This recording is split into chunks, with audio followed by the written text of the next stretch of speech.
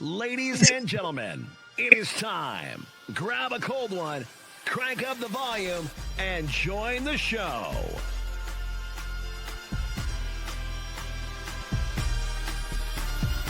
Welcome to NBNR Live.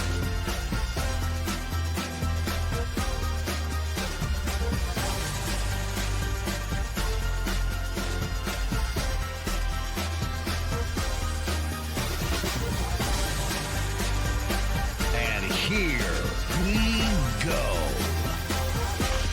It's no block, no rock. Welcome to your post-Michigan Cornhusker Counseling appointment, Husker Nation. How are you? Come on in, take a seat. Let's start off talking your triumphs. The Michigan game, you play it, it concludes. What is the good thing that is happening in your Michigan game?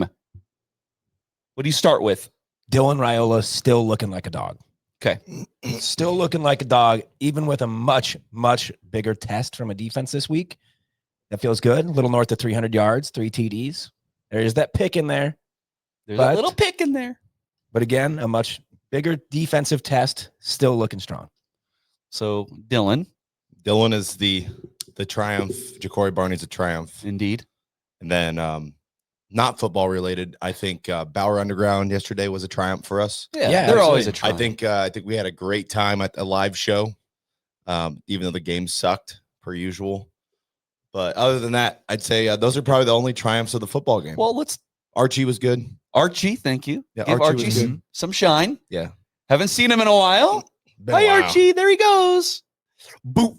For 56 yards. That's He- nice to see. He really does have a boot. It's very impressive to watch. I just can't wait till they actually do something with that, because the whole punt team is just running down. They're all gone. And eventually Archie's gonna run. So It'd be cool if we maybe saw it yesterday. maybe when we were punting, we were on our own 10. So Yeah. it was never a good time. Yeah. But All I right. think someday. So let's stick with Dylan, okay? Now, for Dylan, you're going to have triumphs for me, and you're going to have some traumas for me as well. Okay? Okay. So, the triumph side, running for his life a lot.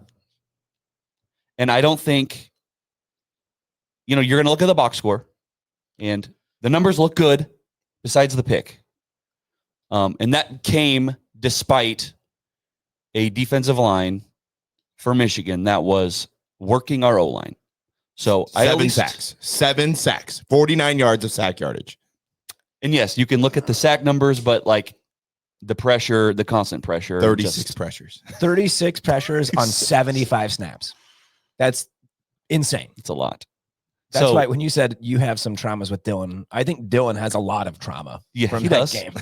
I think, the meme with the 1,000-yard stare, the soldier, PTSD. Yeah. He sees, I think his name is Jyshawn Barham. Yeah. Yeah. Well, there's your triumph, Michigan. If we were a Michigan podcast, there's our triumph. You see number one coming, and your eyes get a little wide. It's the Oh, boogeyman. shit, here he comes. The boogeyman's coming. So, I think Dylan is a triumph, just overcoming the many obstacles he had to yesterday. And then, Mike, you said Ja'Cory Yes. goes up, makes a play for the Hail Mary play. Thank God. Yep. Ja'Cory he had probably the best day as a Husker, to be honest. Yeah, that was a career Yeah, game for It him. was a career game for him. The punt return was big early in the first half. And then, he did have the one trauma of returning a ball inside the 5. Right. But when he knows he's the only form of pulse on this team, like he was yesterday, I don't blame him for going to make a play. In the moment, I'm like, what the hell are you doing? Like in the stadium, I'm screaming, why? Heels on the 10, right? Doing all those normal things. But just given the way Ja'Cory was playing, it was like, I get it. Like, Yeah, give him a shot. He knows how this game is going, and he knows that he has changed the game multiple times, and he could do it again. So I was going to call that a trauma, but I just think Ja'Cory was just a triumph altogether. Yeah. Yes. An overall triumph, Ja'Cory Barney. Now, I will say we've talked about this like one touch go down, like you're not breaking many tackles. There was that other punt that he tried to return that like the guy swiped his foot down. It could have been a 25-yard return. Yeah, sure. And so, I mean, you could be 230 pounds in just a stacked shit brick house, like, and if you get hit in the shoelaces, you might go down. Like, you're just going to get tripped up and you might go down. But It's just another one of those things where we've kind of been saying that about Ja'Cory Barney, where he's not breaking many tackles because he did on his first return, though. His first return was 20 yards. Yeah. And he made two guys miss on that one. And I thought he had a good chance to house it. So he was good. Actually, another triumph, however minor. Please. Heinrich Harburg getting in the end zone. Okay. Was nice to see. Yeah. I mean, I hear you. But at that point, I didn't care. Yeah. I mean, so, because again, like I was telling you guys before, Huskers.com, their article says, Huskers lose to Michigan by a field goal. And I'm just like, dude, you write a headline like that if you don't watch the game. Like if you want AI to create a headline, that's literally what it would be. Because they literally lost by 3 points. So AI is just going to say, "Oh, that's a field goal in football, in American football terms." This was not one of those one-loss trauma games. I'm sorry, Husker fans. No. It's going to go down as another one-score loss on the box score. I thought you were going to say you want to write an article with that headline. You write it 3 weeks prior to the game because you already know it's always a one-score loss. Technically, this game, I said Nebraska's lose by 2 scores, and they could have lost by 3 scores, like easily. Okay, now I there's a part of me that just feels like, because I did mention that there's going to be some traumas with Dylan as well, but I feel like you guys need to talk more about the triumphs for Dylan. Like, I just feel like not enough time has been dedicated to that. I just feel like I'm going to start with my criticisms, and then people are going to say, yeah, but he da-da-da-da-da. Yeah, but he ba-ba-ba. So I need you guys to triumph the Dylan train right now. Sure. Okay. So a triumph, just in my opinion, no matter how you look at this game, was there was Dylan, and then there was a handful of players that really were making the plays when they absolutely needed them. Now, this goes back to Cincinnati with the game-winning interception. And then you've also looking at Michigan, where at halftime, like whatever that clock management was, or however they described it, and like just this weird situation, you hit the Hail Mary, and then like to go down by 1 score at the very end of the game, that touchdown to Heinrich Harburg, like that whole drive was really great. There were plays being made when you actually really needed to make them, which is a triumph. Because in years past, I mean, we talked about it. They really could have lost by 3+ scores yesterday. Yeah. And instead, they just kind of kept coming back, making plays. When the offensive line was nowhere to be found, Dylan was still making plays, and people were getting open. There were just things that happened yesterday that you could consider a triumph, because they really did stay in the game, regardless of what we think could have happened 100%. yesterday. Yeah. They stayed in the game. And some of that was Michigan making mistakes, like that taunting call on the sidelines. Yes. That was crazy. But it just, they made some plays to stay in the game and make it a 1-score loss. At the end of the day, it was a 1-score loss. Didn't look like it. It very well could have been a 3-score loss. So that's the way I'm looking at it. Was they still made plays to stay in the game. They got punched in the teeth a couple times, and normally all the previous Nebraska teams would have just folded, and that would have been like a 45-7 game. Yeah, but mental strength. But this team, I think, mentally is a little bit stronger than they've been in the past. Now, you want us to glaze Dylan a little bit? I mean, please do. The plays that Dylan made with his feet at times were really good. Like Dylan on the opening drive, running for his life, slings the ball sidearm and hits Lindenmeyer for a big play. Yeah. Obviously the Hail Mary, buying time, putting the ball in a perfect spot. And you could say, like, there's an art to throwing a Hail Mary, getting the right height on it, buying time for your guys to get down there. Dylan did all those things. And throughout the game, he was pressured so many times. Right. He still kept getting back up. He, although very frustrated, he still led productive drives. And after the game, he pointed the thumb. He didn't point the finger at anybody else. He said, I got to get rid of the ball faster. Now, that's quarterback speak. That's what a leader should say. Yeah. But I'm sorry. There were times when he snapped the ball. They might have been in the backfield before we snapped the ball. That's how fast they were getting off the ball. Okay. Another, I guess I'll throw another triumph is, Matt Rule recognizing at the end of the first half what was going on and calling that timeout. Yeah. With the second left. Michigan was walking to the locker room. Like, that was smart. That was smart clock management, even though Biff was the one that mainly fucked it up. Yeah. At least Matt Rule recognized what was happening and took advantage of that. Yeah. Okay. I have to give him credit because I have been the one that's frequently talk shit about Matt Rule's game management and clock management and timeout usage. Credit to Matt Rule for that. Okay, yeah. So this is a situation in which the fans were booing and Dylan talked about it at his press conference. That was okay, wild. listen. When you call a timeout with a minute and a half to go or whatever in the half, the fans assume that you are going to be aggressive and go for it. Yeah. So you call the timeout to stop the clock, and then you come out and you run for 2 yards. Yeah. And then you let the play clock go down to like 40 seconds or whatever it was. You call another timeout and you're like, okay, wait, we're going to get aggressive and go for it. Shit. And then you run it for 2 yards. It's like, if you're going to call a timeout, you're sending the message to the fan base that like, hey, we're going to go for it. Right. Take some And shots then you downfield. just do basically what you would do if you were trying to run out the clock. So like, why are we calling timeouts to begin with? Now I understand the explanation, and I'm sure fans around the state are like, oh, okay, that stuff kind of makes sense, right? Right. But in the moment, there is a reason why everyone's disappointed is because you told them we were going to go. Yes. You told them we were going to be aggressive and try to go get points before the half. You told them twice. Yes. You told them twice. And then We're you gonna came take some out and shots. you did the play that you were trying to run out the clock. So you were sending conflicting messages, and that's why people were disappointed. So even when it was good, it wasn't so good sometimes. Well, and I think the only reason this comes as a triumph for clock management is because it was completed.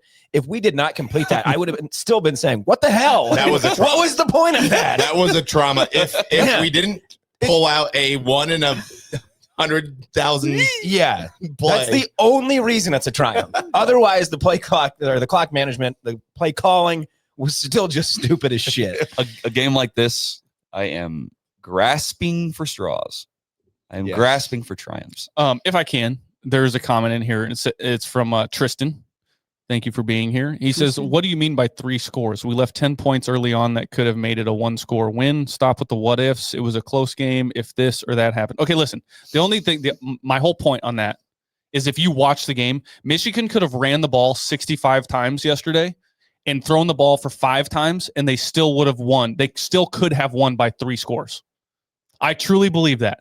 Our defensive line, our defensive run plan was not working. They were gashing us over and over and over again. The only reason, in my belief, is that we didn't lose by more yesterday is because they kept trying to pass the ball. He only threw for 105 yards. That's Right. hardly enough to make a difference in a ball game. Yeah. Hardly. I was actually going to, I don't know how much of this to put on Underwood or the secondary, but I was going to say the secondary looked fairly decent yesterday. Underwood had a 54% completion rate. That's pretty good. I mean, for us, not for him. Right. They couldn't tackle, though. So if you want to talk about the secondary, they're the reason those explosive plays happen, too. That's why we have to Yeah. be very, very specific and say Yes. pass defense. Pass coverage was okay. It was okay. Bryce Underwood throwing the ball was okay. Maybe not the first round pick. He's first pick in the 2028 draft. He will be Definitely. the greatest handoff specialist to be picked first. In He looks like 2028. J.J. Hey, McCarthy I was to 2.0. say JJ McCarthy also went to Michigan. Yeah. Yep. Yeah. He's ultimate game manager. Okay, so how do we feel on the triumphs? I mean, they're Hey, it's trauma time. It's okay. trauma time. Okay. Want to get to trauma time? So, yes. Okay. So I have a comment here for the King. Thank you as well for being here.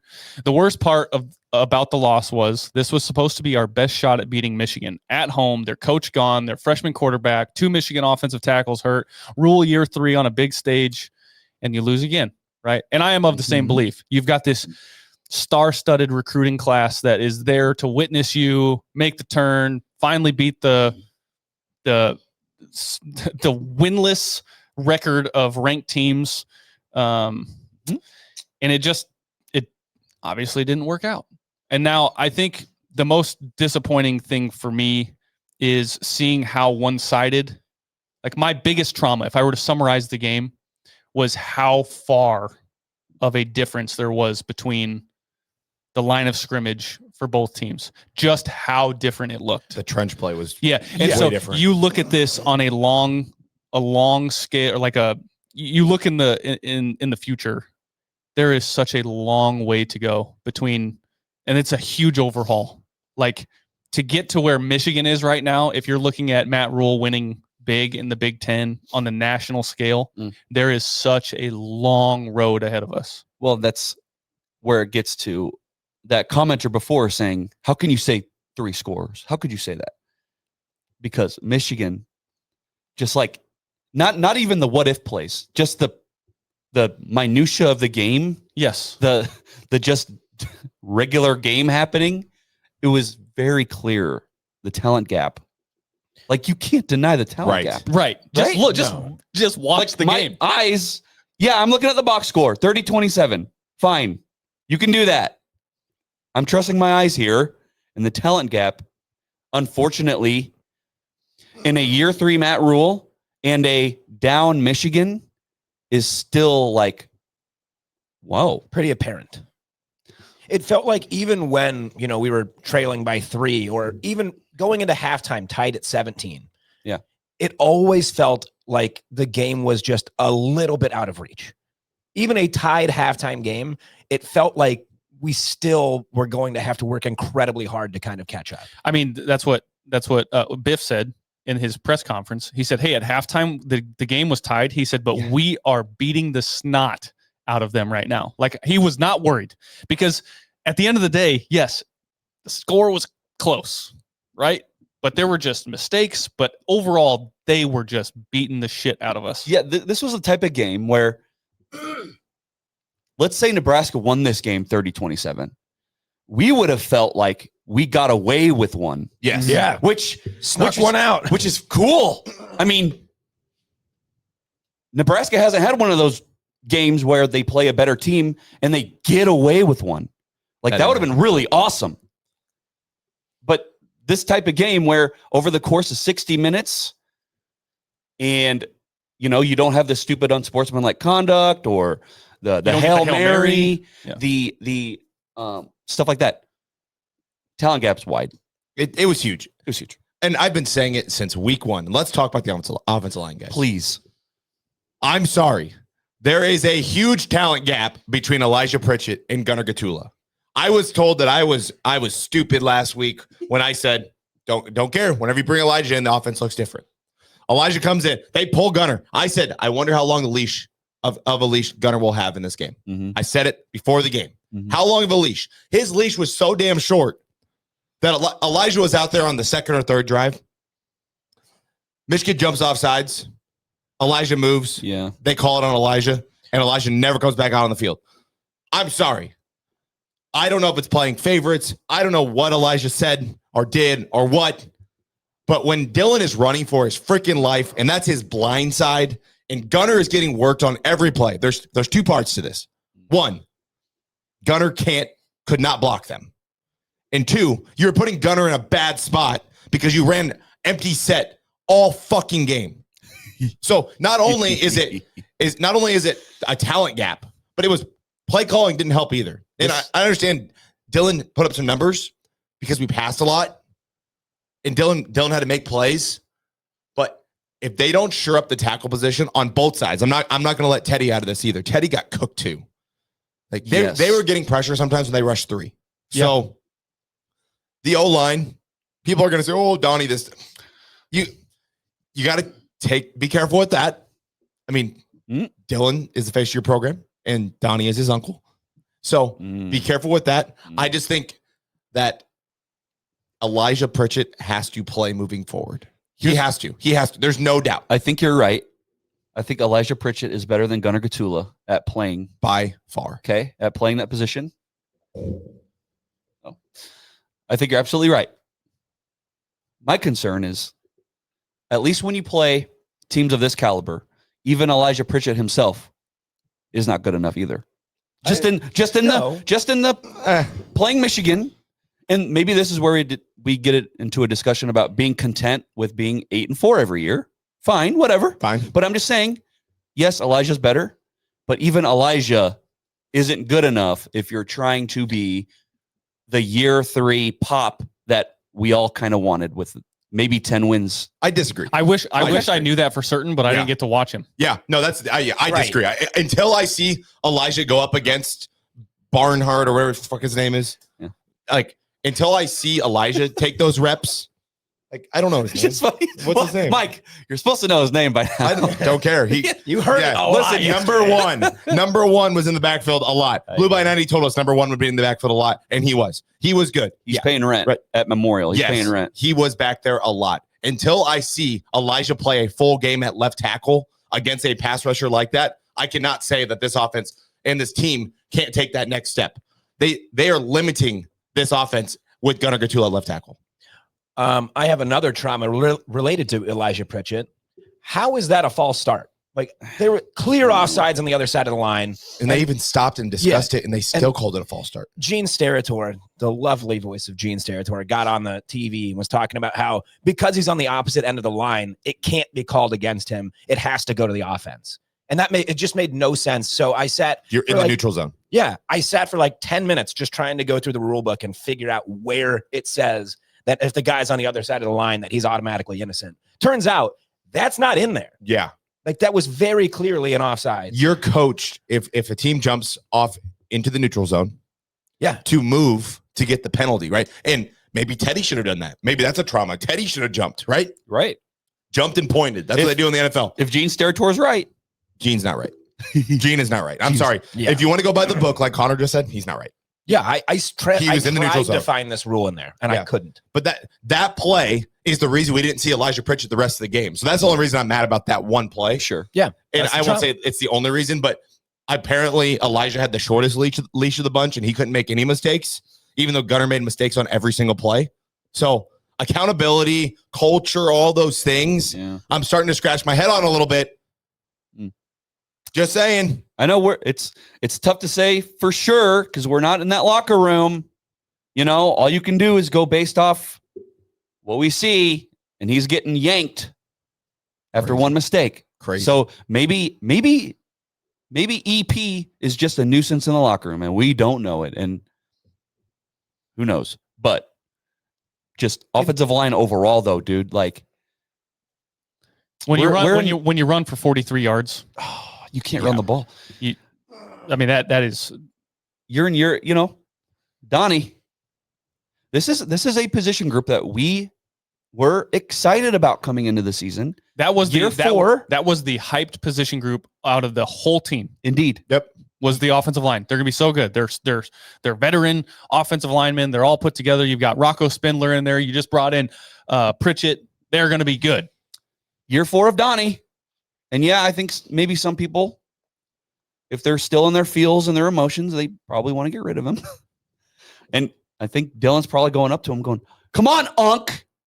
You're going to get me killed, Unc. That's what that ball slam was when he was slamming on the ground after he got sacked every freaking time, 7 times. Yeah. He was slamming the ball on the ground. Come on, family. That's what that means. It's like, come on, Donnie. Figure it out. Hey, Uncle, do you hate me? Hey, Dana. This is the first time we might be questioning Dana. Mike, you already alluded to it.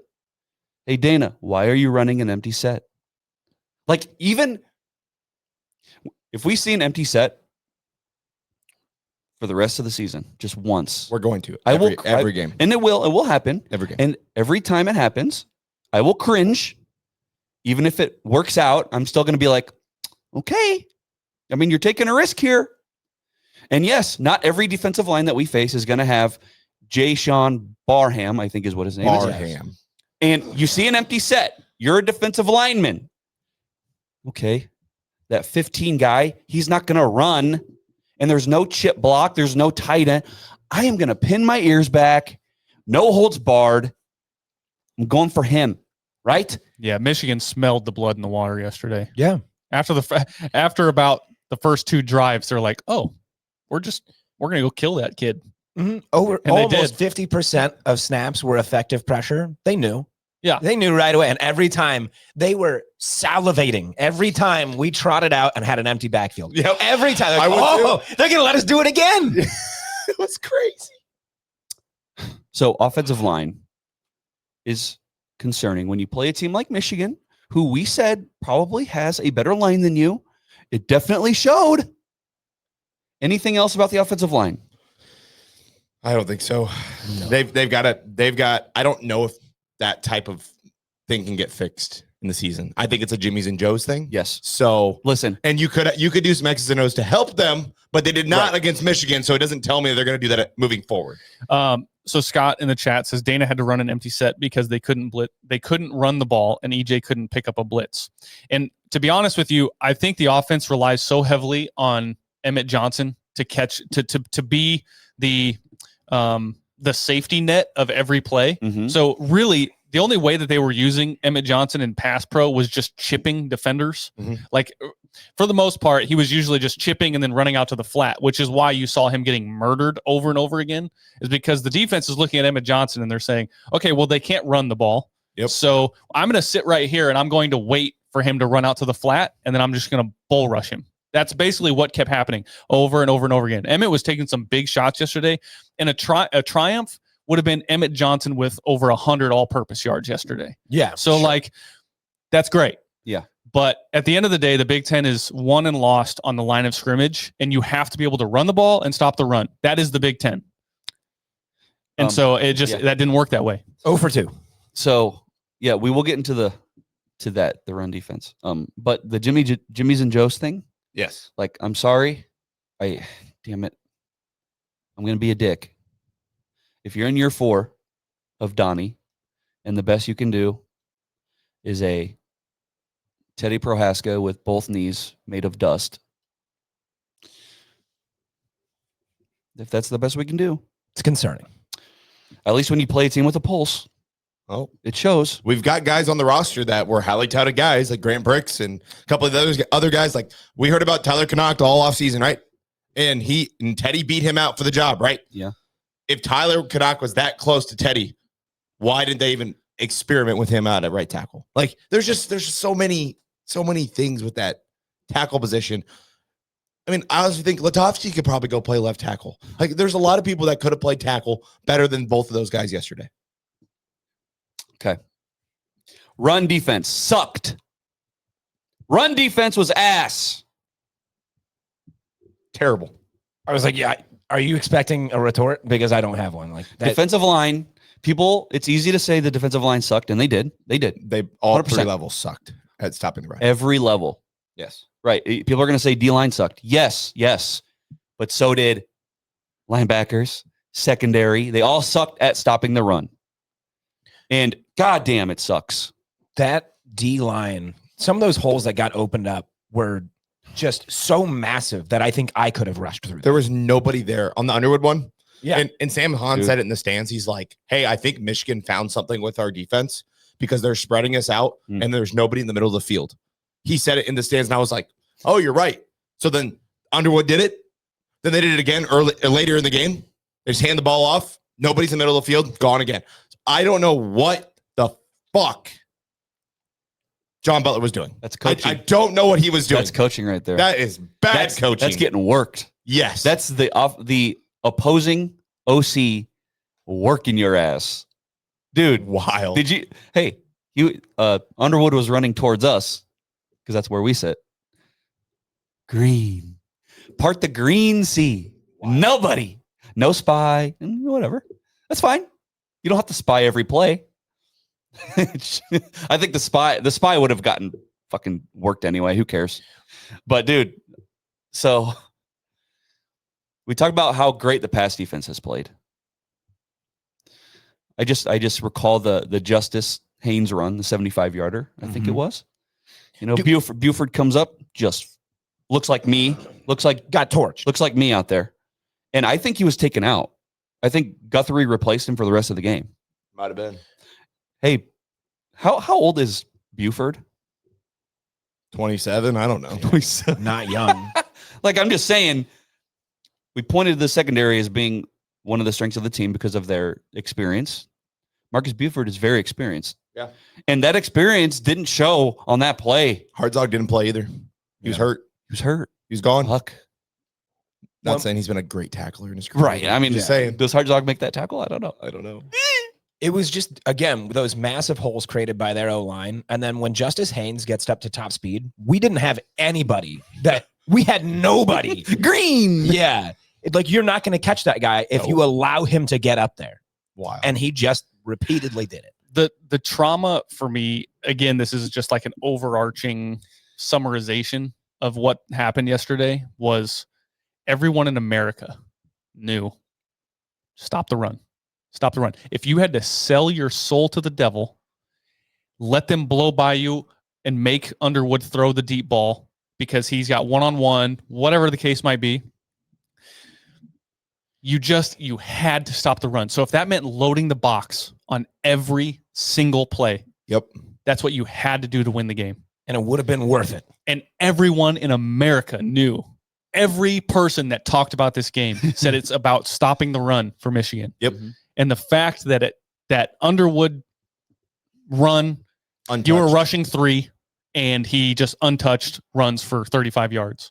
And it's just, that is what just kills me about yesterday, was that everyone knew you had to stop the run. If that meant loading the box on every single play, that would have won you the game, because that's all they had. Yeah. They told us what they were going to do. Yes. They showed us. Everyone in the first knew. 3 weeks. They showed us what they were going to do. And we were like, got it. Let's maybe not try stopping that. I think they tried. Yeah, they were so not very unsuccessful. effective. Yeah. We said going into the game, we're like, Nebraska will win the game if they stop Michigan running the ball. If Nebraska does not stop running the ball, them from running the ball, they are going to get their ass kicked. Indeed. And they got their ass kicked. Only by 3, though. Only by 3, technically. By a field goal. We lost by a field goal. You know what's crazy about that 3 points, though? What? I told Kyle this when I walked in. If Nebraska got that onside kick, which was a dime of an onside kick. It was a very, Right. there's a triumph. So it for was you. like a jump. that It was like a jump ball for Carter Nelson to go up and get, instead of somebody actually hitting the guy that was going to catch the ball. Carter Nelson's supposed to jump and grab it. Cool. Perfectly executed onside kick. Gets it up in the air perfectly. But I have a feeling if Nebraska gets that onside kick, they probably win the game. And we're having a different conversation. We're like, wow, we suck, but we won somehow. We didn't get the onside kick or stop them. So, well, like I said, it's the we got away with one game. Like, they rushed for 300 yards, and the eye test tells you that Michigan's a better team.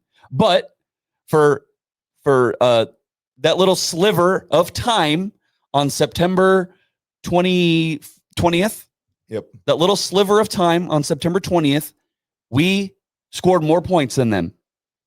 That's all that would have been, is just for this little inkling of time in all of eternity. Nebraska football pulled one out of its ass for the first time in a long time. So we talk about, and I think there was a comment maybe before the show even started about, the game was a lot closer. We left 10 points on the board in the first 2 drives. Is it a trauma to you guys as well, that 4th down on the opening drive? I'm screaming, take the points. take the points. Again, we knew going into this game that Michigan was the better team. There's a reason there was this nice little number next to their name if you were watching on TV. Well, sure. There's a reason that they had a number and we didn't. They were a better team. And you drive down effectively, and I understand some people are going to say, get aggressive, set the tone. Yeah. You know what? It did set the fucking tone. It set the tone that we were going to get in the red zone and they were going to be able to stop us and we would get nothing from it. Analytics. Yeah. They need to fire him. Like, whoever is in charge of the analytics, that because Matt Rule just goes purely off analytics. He doesn't go off vibes or anything. Right. Purely analytics. It says to go. Every time that he's questioned on going for it on 4th down and we don't get it, which is a lot, it's, the analytics say to go.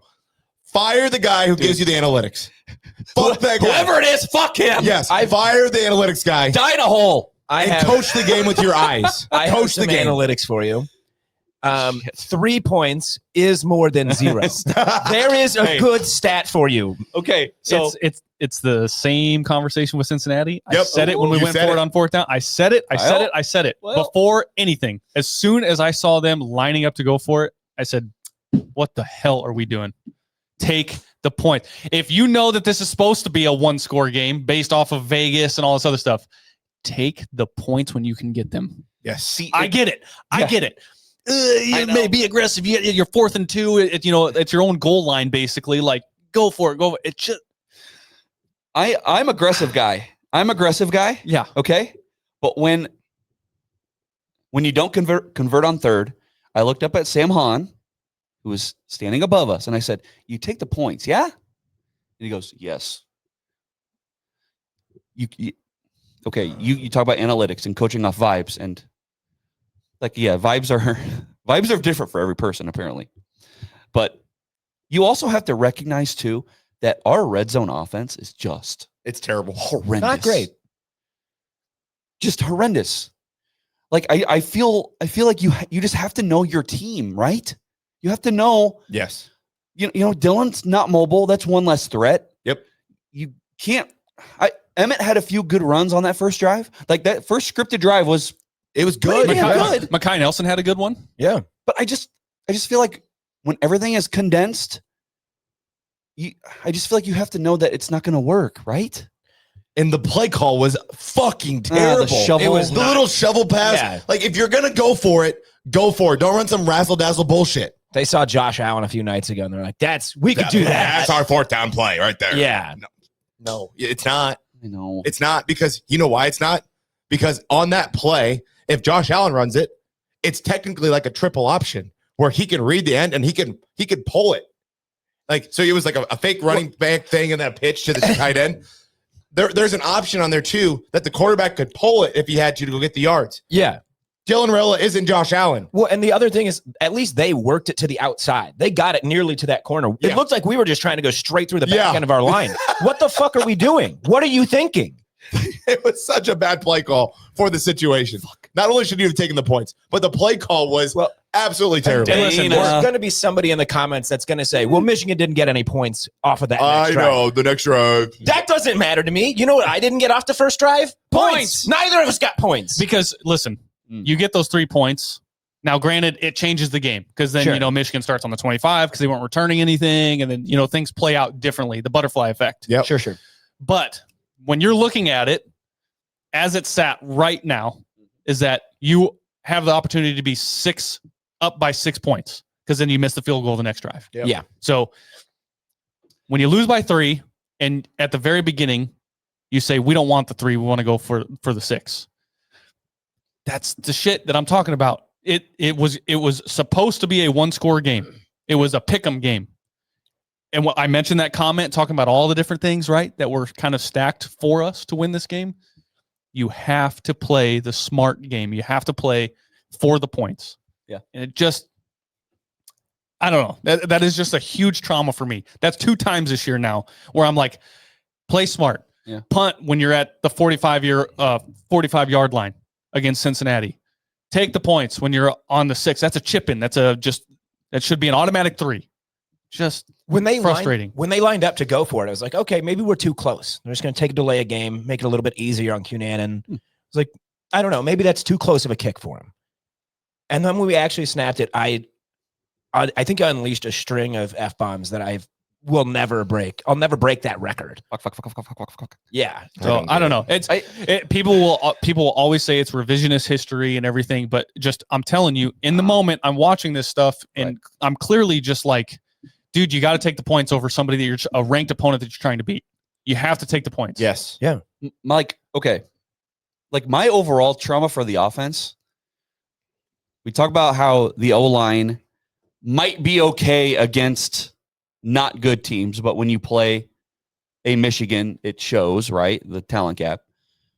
But on offense, my trauma overall is there needs to be 100 things that need to line up perfectly for you, right? You need 100 things to go perfect for you in succession in order for you to score a touchdown. Yes. You need good. Like Meanwhile, Michigan can hand the ball off to Justice Haynes for 75 yards, flash. 54 yards, flash. 32, boom.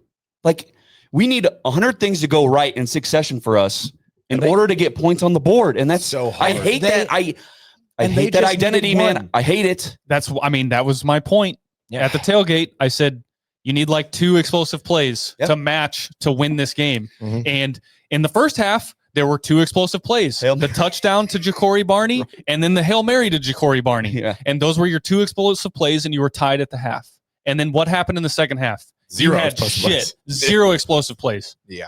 And it just sucks because if you don't get the explosive play, like this offense can move. They can move 80 yards.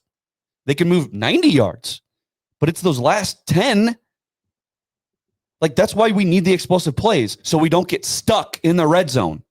Because once we get stuck, we can't do shit. And then we go for it and we don't get points. Right. Stop going for it on 4th down. You're not good. You're not that guy. You're not that guy. You Actually, know, well, that's So we did. Mike. Oh my God. We did convert 2 out of 3 on 4th down yesterday. So You're not that guy. no, I agree with you. Yeah. But you know You're the not that one guy. the one that really matters is the one where we could have got points. If the other 4th and 3, I don't care. You're not. No, Mike. Maybe you heard me yesterday. Maybe you did. I don't know. I don't think so. So that 4th down where we go for it. Yeah. Okay. Before the Lindenmeyer shitty shovel. Okay. Yeah. You know, you see Dylan doing the Lamar Jackson, you know, let's go. Come on. I go, okay, if you're gonna fucking call for it, get it then. Right. You're trying to be that guy, right? Yeah. Come on. Okay, fucking do it then. That's what Beat Michigan then. But you can't do it. Okay, I'm sorry. But that is again what I said about Cincinnati was that 4th down, instead of punting, Dylan's out there and he's saying go. Constantly. Come on. And so Matt and Dana are like, let's go. Hey, Dylan, you can't run, dude. You're not a threat down there. We're taking the points. Take the points. I know. It's Points are precious. It's all hindsight. We never said this in the moment. We totally fucking did. Yeah, we did. But take the points. It's the Big Ten. And here's an alternate reality. You know, the shovel pass to Lindenmeyer, it scores a touchdown. And we're sitting here going, fuck yeah, they were aggressive.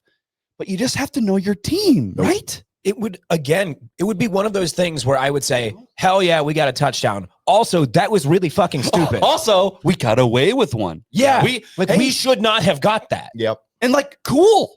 Like, let's get away with one every once in a while. Something we haven't done in 20 years. Let's get away with one. Let's I hate to steal it. Let's kick them in the groin for once. Yeah. Why can't luck be on our side? We've gotten so many bounces, man. We get so many bounces and we don't take advantage of them. Speaking of bounces, Go on. that punt bounce backwards was That was wild. awesome. That was awesome. It was like 15 or 18 yards and it just sailed over everybody.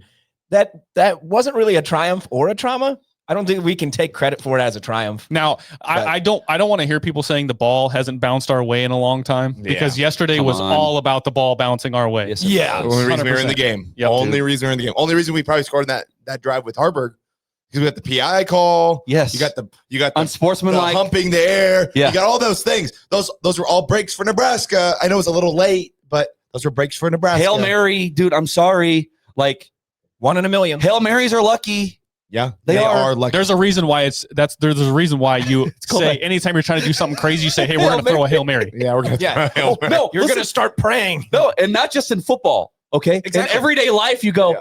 I'm going to do a Hail Mary, and that's a general life term for doing something that might not work. That probably won't Almost work. certainly won't work. Probably won't. But it did. It worked great. Like Mike goes into the Tesla dealership and goes, I'm going to do a Hail Mary. I'm going to buy a Tesla and hope it doesn't blow up. Yeah. Hey, it Or I hope someone doesn't slash my tires. hasn't blown up yet. You want to hear another trauma? And this was really short. Running out of the end zone and catching a touchdown. Oh, Isaiah. Like that's Yeah. another thing that could have changed the game. It really could have. It would have put you within a score, We right? Because would- they were down 10 at the time, right? Could have changed the game. Yes. Yeah. Yeah. Momentum, all these things. Hey. And people are gonna blame the way the end zone. Yeah, is the painted. red end zone. Yeah, why are you blaming it? There were still white lines. Like he still ran right out of the end zone. Yeah. I don't get that. It's just sucked because he wasn't even pushed or anything. Nothing. No, nobody was near him. He was wide open. Yeah. And Dylan saw him and he threw it to him. Like he ran it was like a loop. It was like a Yeah, he takes like 2 steps out of that white, comes right back like in. if you told Isaiah, hey, your route is the St. Louis Arch. That's what you're gonna do. The St. Louis Arch. Yeah, it was kind of strange watching it back because it was like, yeah, you had him beat regardless. Like you just kind of you had him on the slant. You had him beat, but then you just kind of took this weird like. Yeah, It's not like you push him from behind. Now, I mean, and again, like this is all just little stuff, but that's what it comes down That's to. what good teams do. Yep. Little They don't do those things. stuff. And these are the little stuff. I mean, we say little, but it would have been a touchdown. Yeah. But these are the little stuff where you pull one out of your ass against a better team than you. You have to do the little things. But the reason why you lost is because ultimately, just bottom line, like, yes, they are better than you, but particularly where it matters most, which is where? the scoreboard. Position-wise? Quarterback. O-line. What are you looking The for? lines! There we The go. trenches. I didn't know you were fishing for it. Sorry. Guys are supposed to know this, man. We talked Dude, about I have so much trauma yesterday. My brain's not working. Fuck you, dude. Fuck you. Who's calling you? My fucking brother for the Your seventh brother time. loves you, dude. You guys always, it's kind of cute. God, Like, so fucking- It is. okay. So my trauma with Dylan is I just feel like, got to be careful here. He's a good quarterback. He is. Yes. I just want to say that first before anyone fucking freaks out in the comments or calls me a hater. If he has all day, he's good. He's really good. Most competent quarterbacks are like that, though, and damn it. Here's the thing, though. Whenever we play a team with a pulse, you're not going to have all day, so that's just what gives me a little bit of hope is every team that we play from here on out, sans Penn State, except Penn State, they're not going to be as good as Michigan on the lines. So that gives me a little bit of hope. Yeah. But if you don't have all day, Dylan, we struggle a little bit. Yes, he evaded 1 sack in particular. That was kind of cool. That was cool. He's a big boy. He's hard to bring down sometimes. He's a big boy. Mike. I just, I hate to say it, but like when you get in the red zone, do you consider putting Latif in? No. Not in that game. And, No, and it's just here's not the at thing, all. and He's your quarterback. He's faced your program. He's not seeing the sideline ever. I know. It's not happening. it would be. And listen, shouldn't. He shouldn't be. Yes. Right. This is the thing that I keep coming back to. Okay, is Matt Rule when they brought in Dylan Raiola, they knew what they had, right? So they are building a pro style run. Like we're going to run this like a pro style offense, and so that means that you need to build the things around him so that you can run that offense. Right. And so if you know that your 5-star quarterback that could play anywhere is not an evading machine. He's not John Mateer. He's not Bryce Underwood. He's not all these other quarterbacks that have this like, they've got this like Baker Mayfield kind of vibe, right? Where you can just run all over the place and you can make these big plays with your legs. If you know that 2 years ago, that means that you'd better have your offensive line squared away. And you better have your wide receiver position squared away and your running back position squared away.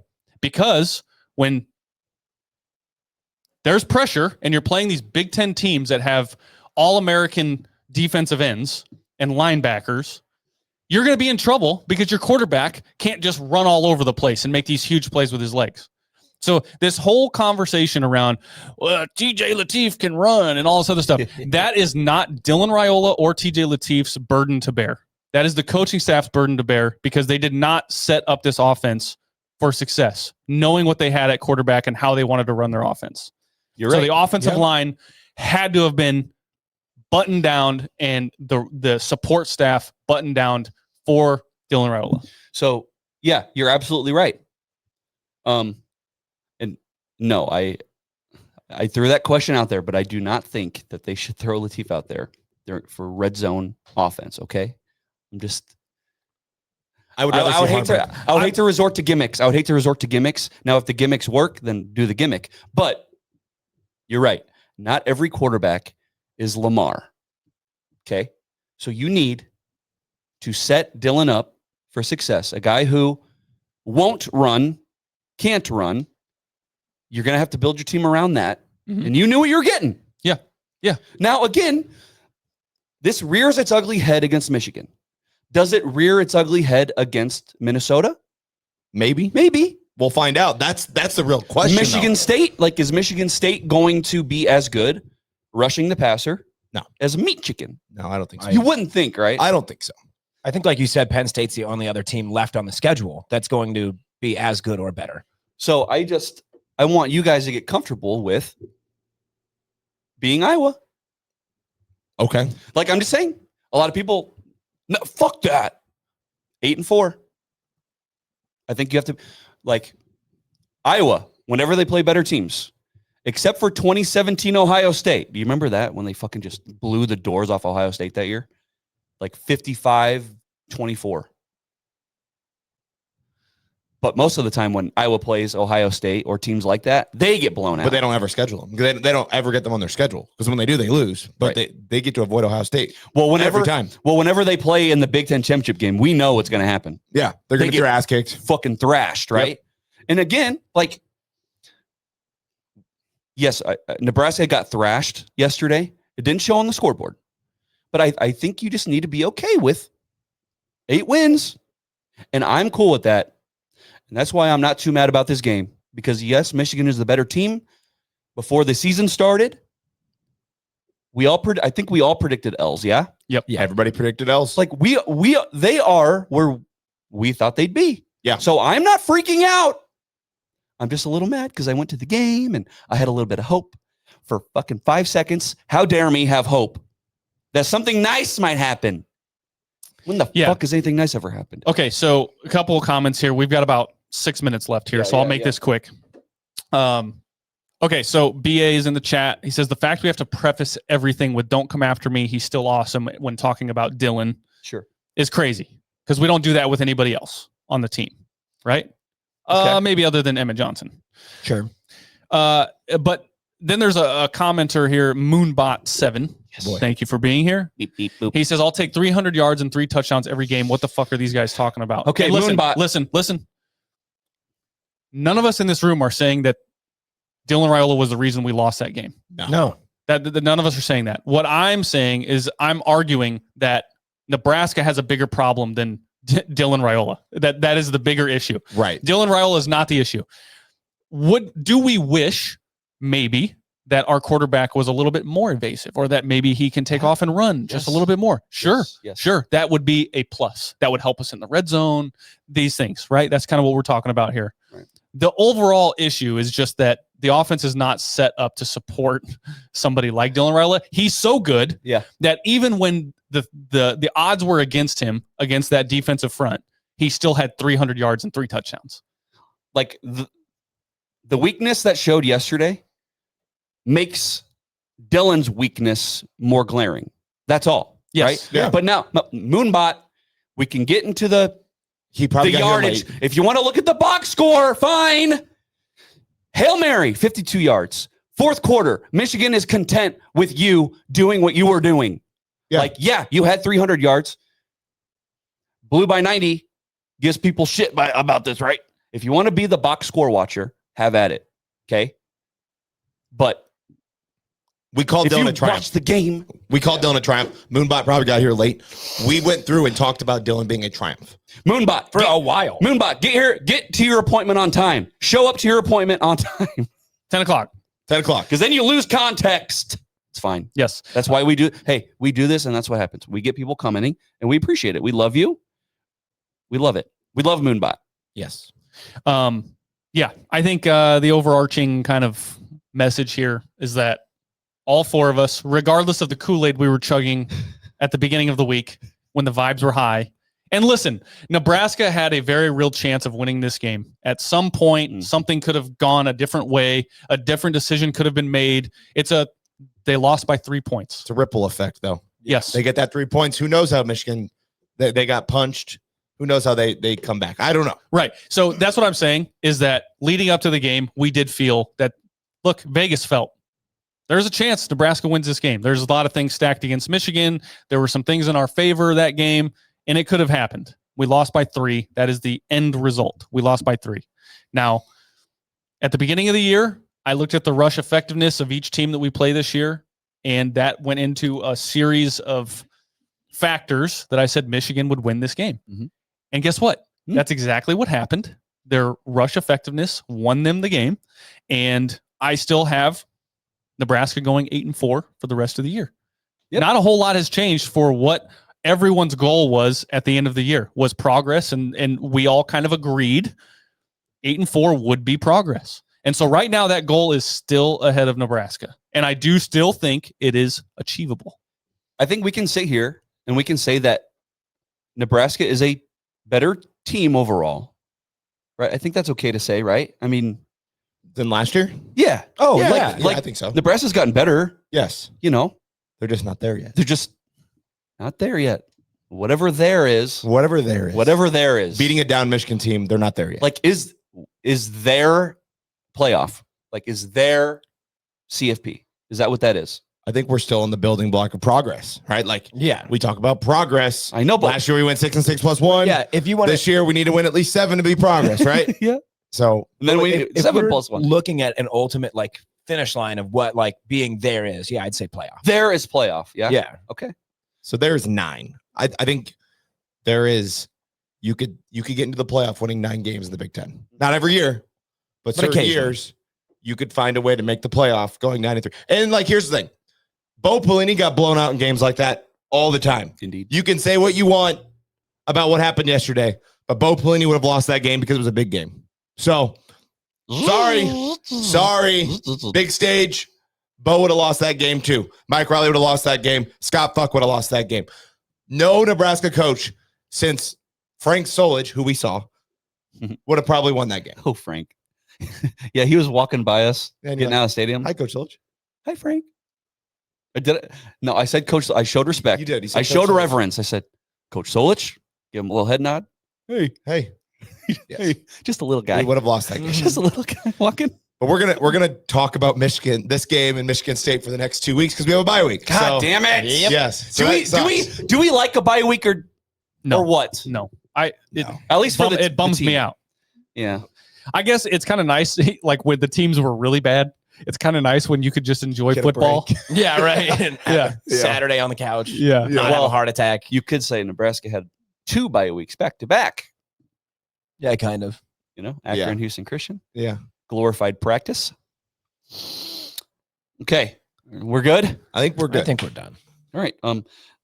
We will see you at least for Cornhusker Counseling in 2 weeks for your post Michigan State, post Sparty appointment. Yeah, make sure you follow us. Go follow us and be on our podcast. Thank you, Mike. Tune in tomorrow. Call Sign Ovation. Get your signs made. Go to Nebraska Brewing Company, an excellent local beer company. They make the best pickle I've ever tasted.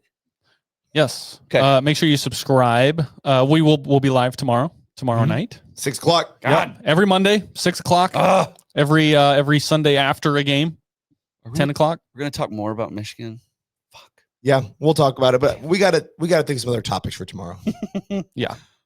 I think maybe more big picture moving forward. That's kind of what I'm thinking. Big picture.